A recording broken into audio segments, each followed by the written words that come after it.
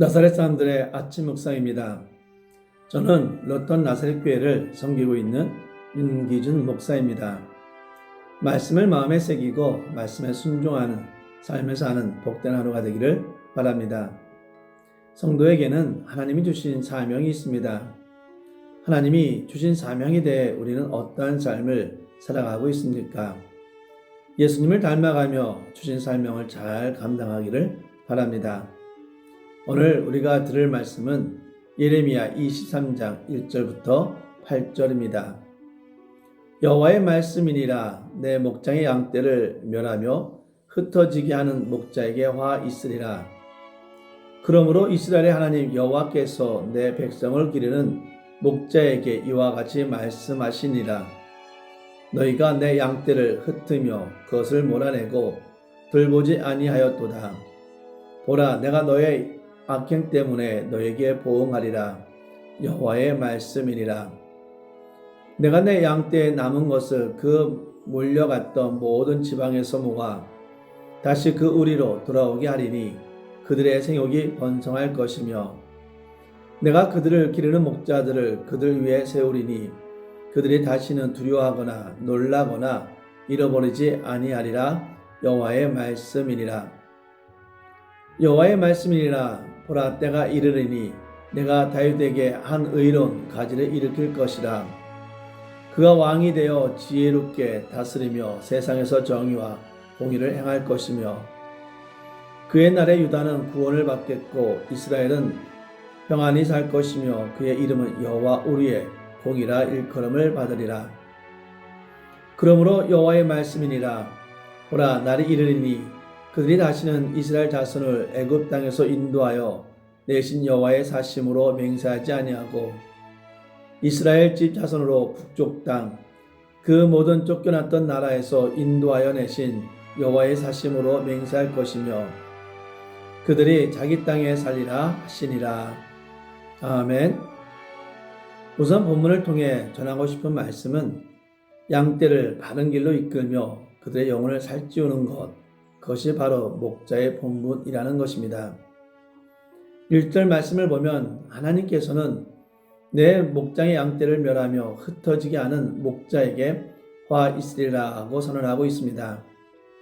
목자의 임무는 양떼를 돌보는 것입니다.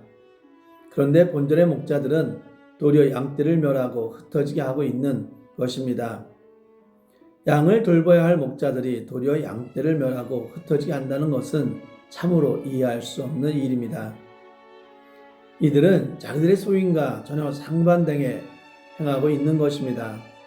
그러므로 목자들에게 양을 맡겼던 목자의 중위는 목자에게 화가 있으리라고 선언하고 있습니다.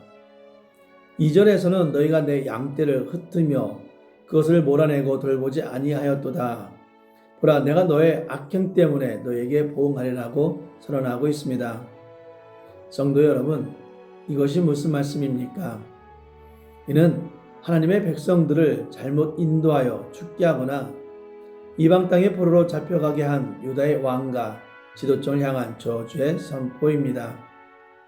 여기서 내는 하나님을, 목장의 양떼는 하나님의 선민인 유다 백성들을, 그리고 목자는 선민에 대한 하나님의 대리 통치자인 유다의 왕과 지도자들을 가리킵니다. 하나님께서는 당신의 양떼들을 안전하게 돌보고 푸른 초장과 맑은 물가로 인도하도록 하기 위하여 목자, 또 왕과 지도자들을 세웠었습니다. 그러므로 그들은 하나님의 양무리인 백성들을 잘 지도해서 그들로 바른 길로 가며 풍성한 삶을 누리게 해야 했습니다. 이러한 소임을 잘 알고 있었던 다윗 같은 인물은 실제 양을 치는 목동 생활을 하기도 하였지만 왕이 되었어도 마치 목자가 양을 돌보는 것처럼 하나님의 백성들을 보호하고 그들을 바른 길로 이끌며 하나님의 축복 가운데 살아가게 하였습니다. 그러나 유다 말기의 왕들과 지도자들은 자신들의 소임인 양떼를 돌보는 일에는 전혀 관심이 없었습니다. 그들은 도리어 하나님께서 그들에게 위임하신 권력으로 자신들의 이기적인 탐심을 채우기에만 급급하여 백성들을 압제하고 무지한 피를 흘리는가 하면 백성들을 악의 길로 이끌음으로써 결국 하나님의 양떼를 하나님의 목장에서 몰아내어 흩어지게 하고 말았습니다. 이러한 목자들에 대하여 하나님께서 어찌하시겠습니까? 당연히 그 책임을 엄중히 물었습니다. 본조는 악한 목자들을 향한 하나님의 심판을 선언한 것입니다. 반대로 참 목자이신 주님은 양떼 중 하나도 잃지 않으며 평강의 길로 인도하십니다. 4절 말씀을 보면 하나님께서는 양들을 위하여 그들을 기르는 목자들을 세울 것이라고 말씀하고 있습니다. 그로 이로 말미암아 양들이 다시는 두려워하거나 놀라거나 잃어버림을 당하지 아니할 것이라고 말씀하고 있습니다. 하나님께서는 양들을 기르실 때 언제나 목자들을 세워 기르십니다. 유다의 왕이나 지도자들은 모두 하나님께서 양떼를 기르기 위해 세우신 목자들이었습니다. 하지만 그 목자들은 그들에게 맡겨진 양떼를 돌보는 소임에 충실하기보다는 자기들의 이기적인 탐욕을 채우기에 급급하였습니다. 그 결과 양떼들은 그릇된 길로 갔고 그로 말미암아 두려워하며 놀라는 상황에 이르게 되었던 것입니다. 그런데 본문에서는 하나님께서 다시 회복시키실 양들을 위해서도 목자를 세우실 것이라고 말씀하시는 것입니다. 그리고 이번에 세우시는 목자들로 인하여는 그 양들이 다시는 두려워하거나 놀란 일이 없게 될 것이라고 말씀하고 있습니다. 이 목자들은 1차적으로 바벨론 포로 귀환 이후에 그들을 지도하였던 스룹바벨, 에스라, 느헤미야 같은 지도자를 가리킨다고 할 수 있습니다.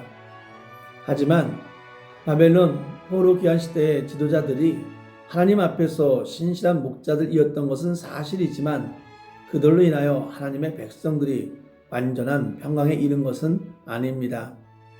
또 그들의 이후에 등장한 지도자들 중에는 신실하지 못한 지도자들도 많았습니다. 때문에 바벨론 포로 귀환 이후에도 이스라엘 백성들은 수없이 두려움과 놀라운 일을 경험해야만 하였습니다. 그러므로 여기 하나님께서 세우실 목자들은 1차적으로는 스룹바벨, 에스라, 느헤미야 등 신실한 지도자들을 지칭하는 것이지만 궁극적으로는 하나님의 백성들을 영원한 생명과 평강의 길로 인도하고자 보냄받은 목자장 예수 그리스도를 지칭하는 표현이라 할 수 있습니다. 5절을 보면 하나님께서는 내가 다윗에게 한 의로운 가지를 일으킬 것이라고 하셨는데 본절에서 말씀하시는 목자는 궁극적으로 바로 다윗에게서 날 한 의로운 가지를 말합니다. 예수 그리스도야말로 하나님의 양, 우리들의 진정한 목자이십니다. 그는 다윗이 자기 양을 지키기 위하여 야술의 공격 앞에서도 물러서지 않고 생명을 걸고 싸웠던 것처럼 하나님께서 자기에게 맡기신 양 무리를 구원하기 위하여 자기의 생명을 바치신 참 목자이십니다.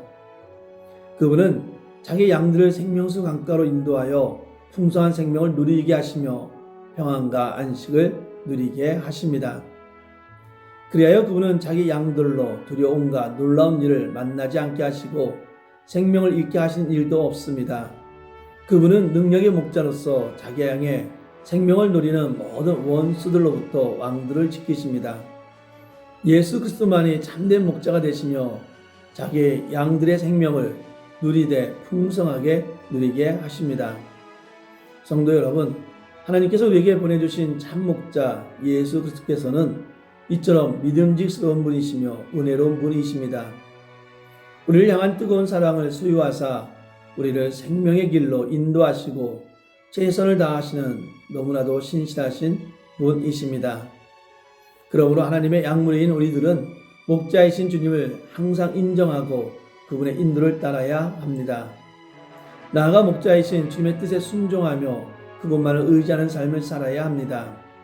그리할 때 하나님께서는 그리스도와 더불어 당신의 양무리인 우리로 평강이 넘치는 푸른 초장, 영원한 생명의 생수가 공급되는 실만한 물가로 인도해 주실 것입니다. 기도하겠습니다.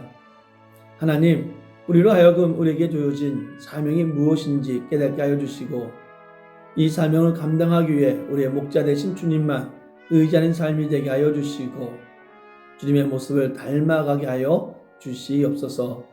예수님 이름으로 기도합니다. 아멘.